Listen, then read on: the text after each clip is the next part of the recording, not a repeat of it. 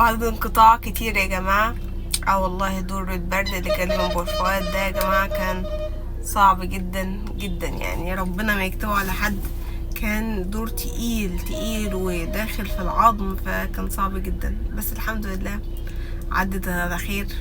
ونتعلم من الدرس ده. المهم الصحة، الصحة، ودي فعلا يا جماعة أهم حاجة.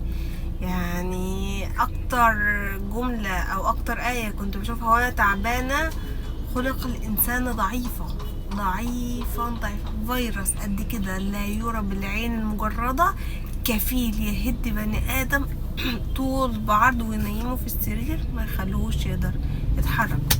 فالحمد لله يا رب على نعمة الصحة.